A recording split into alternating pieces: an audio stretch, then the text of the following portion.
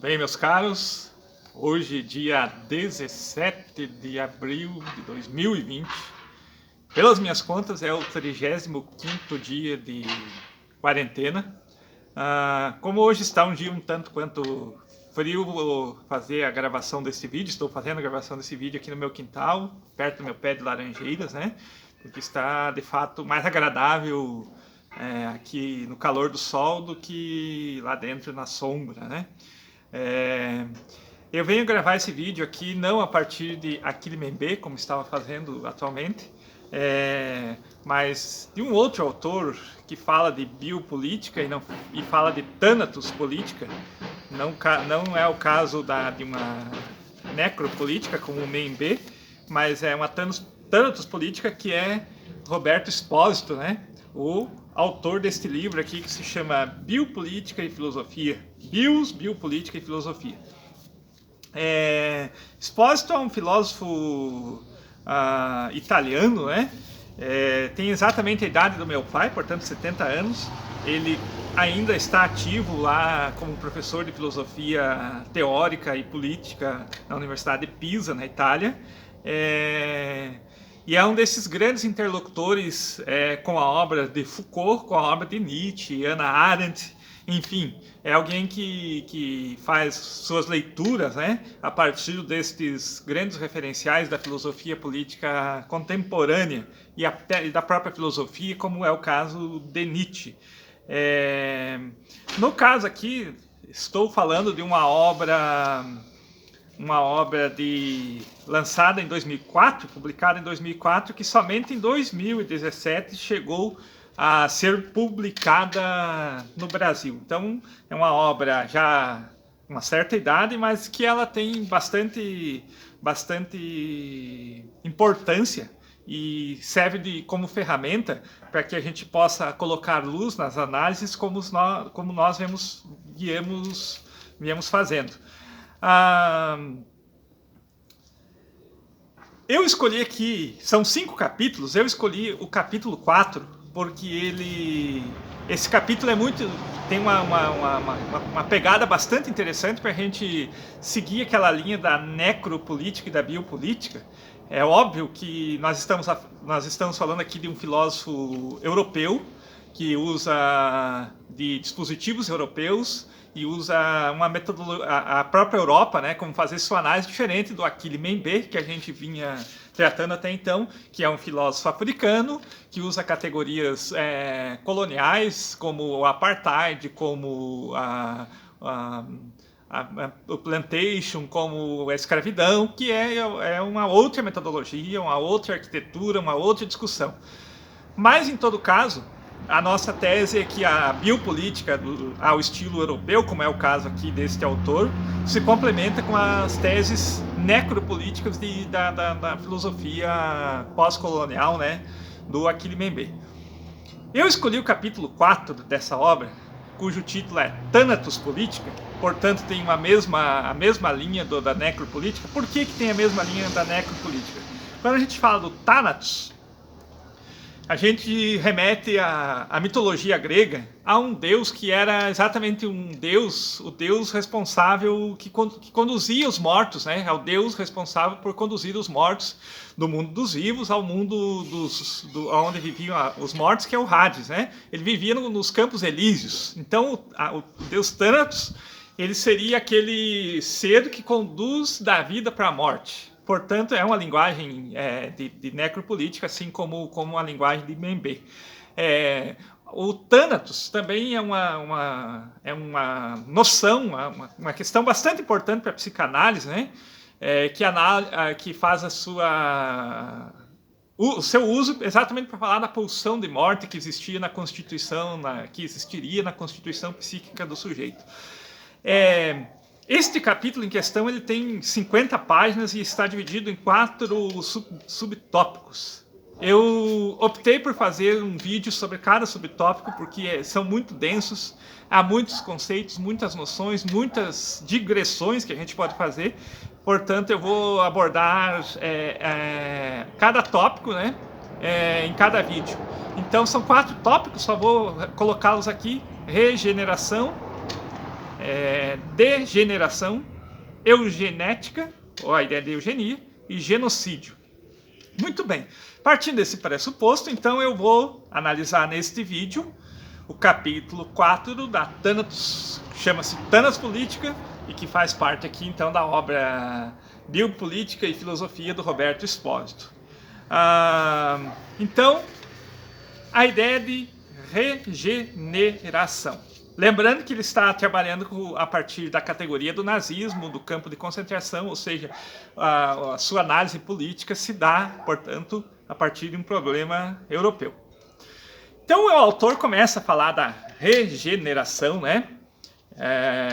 A partir da ideia de soberania, aquilo que a gente já discutiu em outros vídeos, o que constitui, o que dá legitimidade ao poder soberano, né? E a gente definiu muito bem que o poder soberano é exatamente aquele poder que pode tirar a vida do sujeito como pode dar a vida, né? É o famoso obrigar a nascer, deixar morrer. Então, todo o poder soberano, ele opera com uma ideia, com uma noção, né, dessa filosofia biopolítica europeia, que é a ideia de biopoder. Ou seja, o que é o biopoder? Só para reconstituir. Biopoder é aquela noção de que há um poder que precisa da vida, que faz essa vida morrer ou deixa ela morrer. Fazer morrer, por exemplo, quando alguém era guilhotinado, quando alguém era esquartejado, como a gente não tem mais, a gente de certa forma impôs limites a esse poder soberano, hoje esse biopoder está mais na dinâmica não do fazer morrer, mas sim na dinâmica do deixar morrer. E também na dinâmica do obrigar a nascer. Então, basicamente, essa é o primeiro tópico, né, o primeiro argumento do autor nesse capítulo, falando exatamente da ideia de biopoder, dessa soberania que precisa da vida para operar o seu poder. E então a gente passa para o segundo argumento do autor, e ele começa fazendo como que o nazismo e o comunismo são movimentos políticos, estatais, que têm essa teoria da soberania por trás, né? Então, e ele vai estabelecer uma diferença bastante interessante, bastante didática para a gente entender a diferença entre o nazismo e o comunismo. Ele vai dizer assim, o comunismo, como uma proposta de soberania, uma proposta de organização do Estado, é uma realização de uma filosofia política. E aí ele vai dizer, o sujeito da realização dessa filosofia política comunista é a classe, né? A classe é o sujeito dessa filosofia política. O grande meta, ou seja, o objetivo, a utopia a ser alcançada é a transformação da história. Então eu tenho um sujeito que transforma, que busca uma meta que é a transformação da história, né? Ou a transformação da história. O grande léxico, o discurso, a propaganda do comunismo vai girar em torno da economia. Então, em síntese, o sujeito dessa filosofia política é a classe, o telos, o objetivo a ser alcançado é a modificação da história através de um discurso econômico. Esse é o comunismo. Já o nazismo, ele é uma realização não de uma filosofia política, portanto não de uma política, e aqui está uma tese fundamental do autor, mas é a realização de uma biologia. E ele vai dizer que a grande meta dessa biologia, não dessa política, é a vida. O telos, o objetivo, a utopia a ser alcançada é a vida, e uma vida plena, pura, né?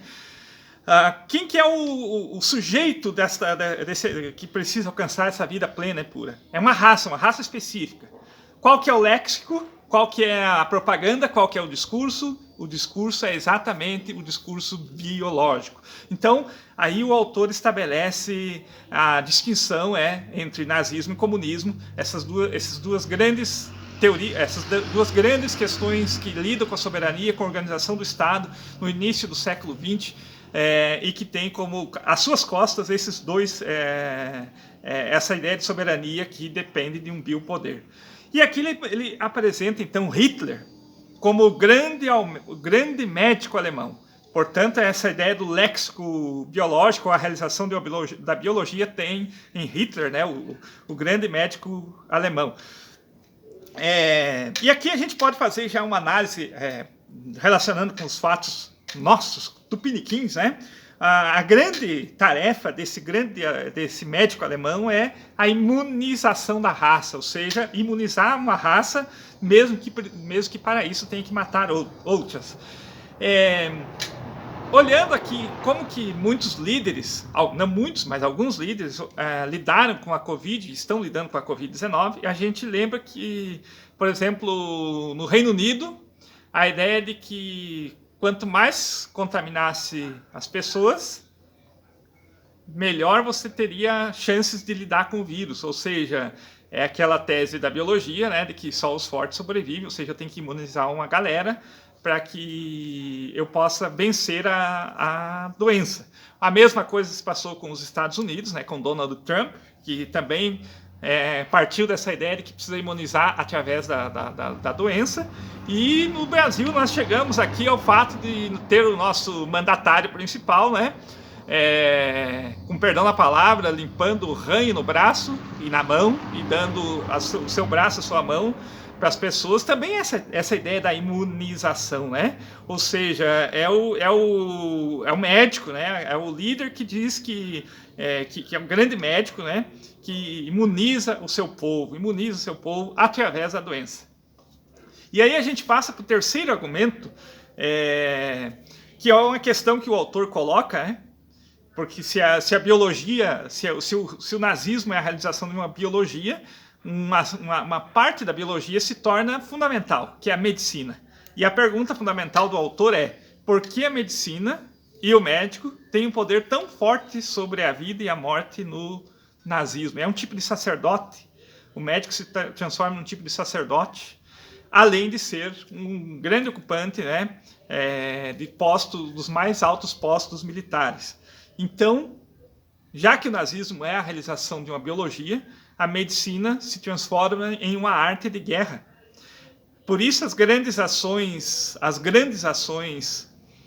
da medicina passam a ser, por exemplo, a esterilização de mulheres e homens, pessoas que têm alguma deficiência, a eutanásia e a própria eugenia. Então a medicina como essa grande arte de guerra. E isso tem total relação com os discursos que a gente ouve atualmente. Todos os líderes políticos, os governantes, o pessoal que está lidando diretamente do ponto de vista político com o Covid-19, falam que estão travando uma guerra contra um inimigo invisível, que usam esse discurso de guerra, portanto a medicina como arte de guerra. E em seguida, no quarto argumento, o autor então começa a falar de como o nazismo via como um fator importante a ideia da medicina. Então, por exemplo, a medicina nazista a primeira a apontar que o tabaco tem uma relação direta com o câncer, que alimentos com corantes têm uma relação direta com o câncer, que para prevenir isso precisava ingerir alimentos integrais, que o vegetarianismo seria uma tática importante para cuidar da saúde. Ou seja, o que isso quer dizer? Que o grande problema do nazismo não é a questão de matar pessoas, mas uma captura da vida e fazer com que um tipo de vida ele prevaleça. Então o problema do nazismo não é um problema da morte, é exatamente o problema da vida. É o problema da vida. Então a grande questão do nazismo é afirmar a vida, mesmo que para isso precise matar. Afirmar a vida, mesmo que para isso precise matar. E aqui, novamente, o autor retoma esse paradigma da imunização, que visa a regeneração da espécie, né? Então, que é exatamente uma afirmação de um tipo de vida, vou repetir, a afirmação de um tipo de vida, mesmo que precise negar outros tipos de vida. E aqui o autor trata de uma questão bastante interessante, da onde que surgiu, por exemplo, a ideia de extermínio. Extermínio não é uma coisa que foi usada para falar ou exterminar judeus. O extermínio é uma noção, é um conceito que é usado para lidar com infestações de insetos, de ratos, de pulgas, e isso no início do século XX. E essa ideia de extermínio, né, de insetos, ratos e pulgas, infelizmente passou a ser uma prática de extermínio de pessoas, como a gente sabe pela história.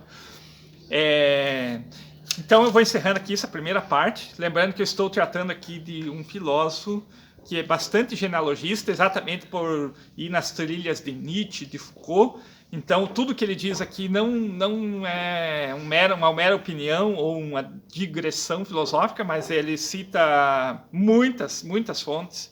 Essas 5, 6 páginas da primeira parte aqui, elas citam pelo menos 20 fontes históricas, e eu vou terminar aqui lendo um trecho que exatamente fala do nazismo como uma realização de uma biologia e não de uma filosofia política.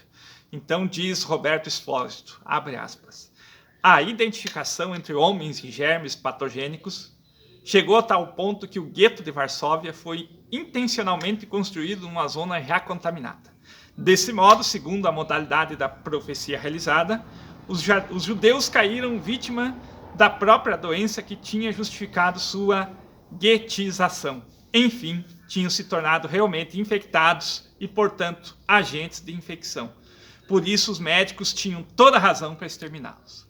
Dito isso, meus caros, eu já convido para ver o próximo vídeo, mas daqui uns instantes, que é sobre a degeneração.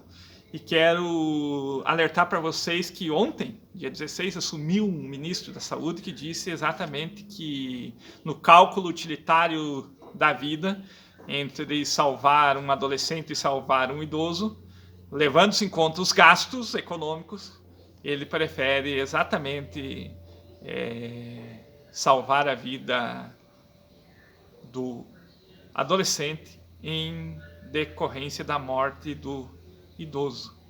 Então, nada mais é do que a realização de uma thanatos política, como diz Espósito, ou de uma necropolítica, como diz Achille Mbembe, ou essa ideia de que a gente está com um Estado tomado por argumentos de ordem econômica, por argumentos de ordem da biologia, e que a vida, ela é, infelizmente, eticamente apropriada por esses valores. Valores como a dignidade humana, como a pluralidade humana, pouco ou nada valem, né, para essas pessoas. Então aqui é uma parte mais teórica, mas ao fundo nós vamos, nos outros vídeos a gente vai conseguir fazer mais relações aí com a Covid-19, com a thanatos política do século XXI. Abraço, até depois.